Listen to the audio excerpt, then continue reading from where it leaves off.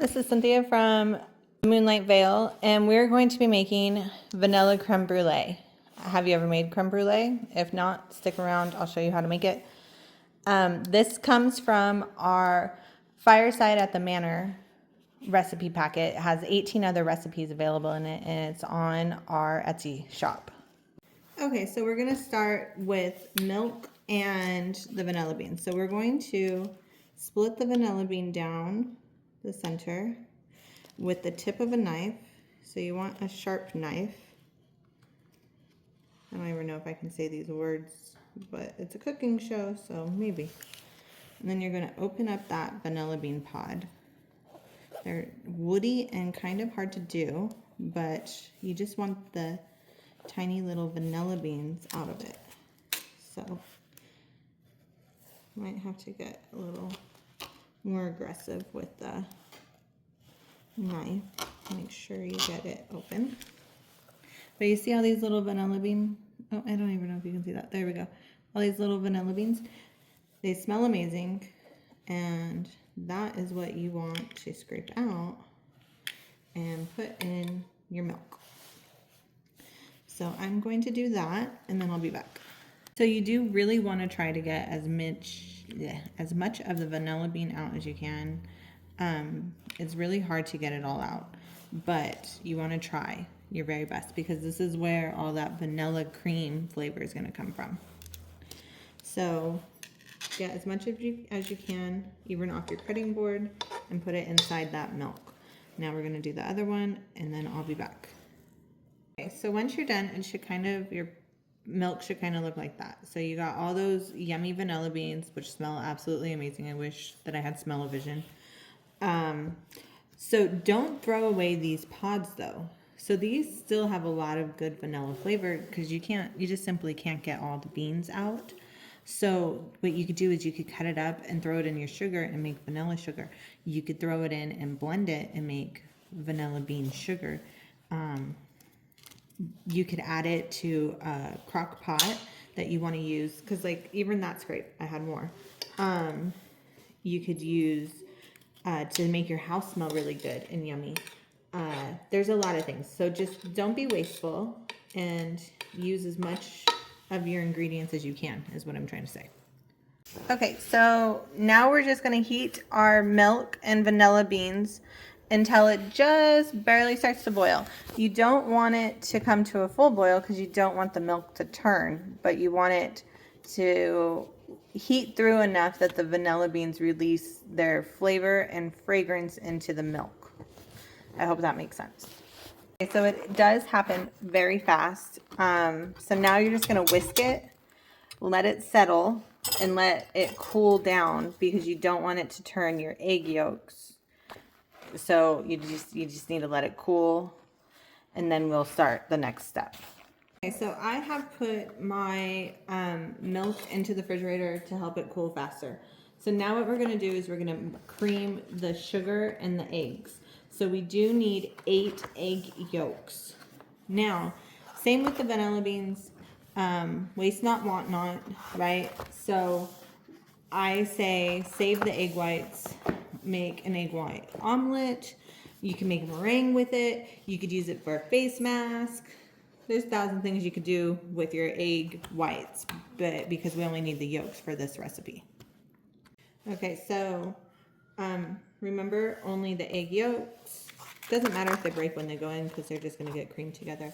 Anyways, there's a few different ways to make sure that you get your egg yolks out with no shells. I prefer the pass from shell to shell, and then the plop. Some people like to run it through their fingers to get all the yolk out, or all the egg whites out and keep the yolk. That's just not my preferred way of doing it. Doesn't mean it's the wrong way to do it. It's just not my preferred way, because I mean, it's still messy anyways, no matter how you do it, but I don't want a whole hand that's full of egg whites. So just depends on what you like to do. Okay, so we've got 8 egg yolks and our sugar. Now we're just going to whisk this together and cream it until it's nice and really well combined. And then we have our egg whites. Your girl has turned to a hand mixer. Just make it quicker for yourself. I want to show you the color has already started to change since we're incorporating the air.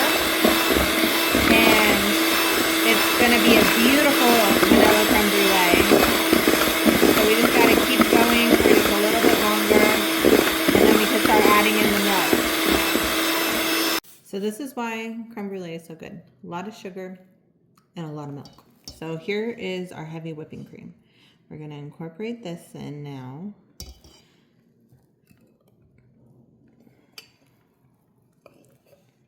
And get all that goodness in there.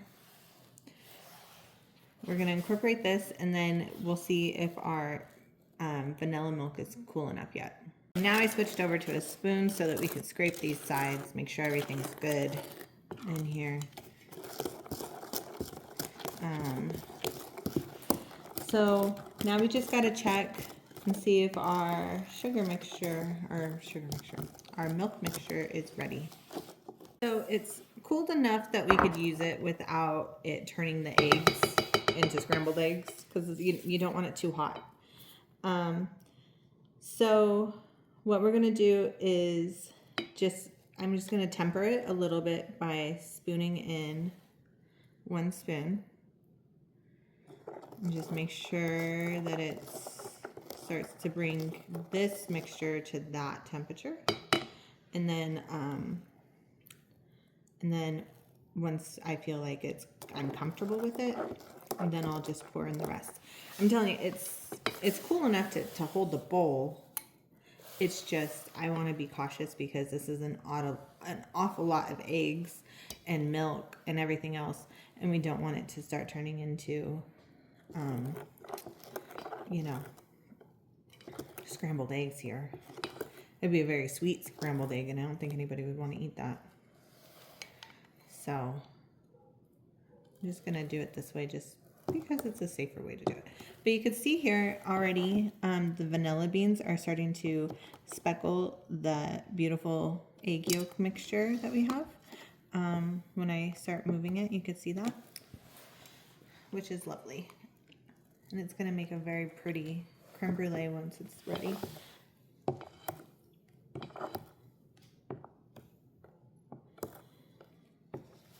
So this makes a whole lot, 8 to 10 ramekins of creme brulee. I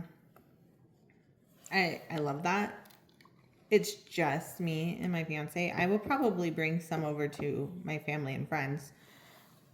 But, okay, make sure when you pour it out that you get all those vanilla beans. Just make sure you get I'm actually going to grab a spatula. Just make sure you get every last bit of those because you don't want to be wasting none of that flavor. Okay. But like I was saying, this makes it a lot. So what I'm going to do is I'm going to fill up a couple ramekins for us and then maybe one bigger one because I only have 4 small ramekins anyways, maybe 5. And I should have probably cut this recipe in half, but such is life. So we're going to definitely distribute them, and then what we're going to do after that is we're going to place them in an oven at 215 and bake for about an hour and 15 minutes until set but still slightly wobbly in the center. And then you're going to want to refrigerate them overnight. So we won't be enjoying these today. We'll be enjoying these tomorrow. Patience is a virtue when it comes to this. Okay, so now we're going to take our beautiful bean mixture, stir it again because I just spent 5 minutes searching for things. Make sure that all of those vanilla beans are distributed throughout the batter.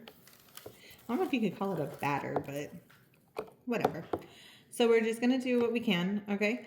And then we're going to pour a nice little layer into our ramekins. And once I'm done with this, because this is very tedious, I will be back to show you what they look like when they're all filled.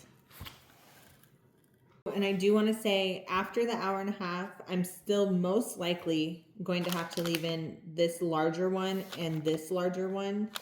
The smaller ones should be set, but you will have to, if you do what I did and you just use a variety of sizes, you will have to go back in and double check on things and watch it, you know, to make sure that you're not overcooking the smaller ones but not undercooking the larger ones. So it's there's going to be some finessing with this situation. Here's what the creme brulees look like before you add the sugar.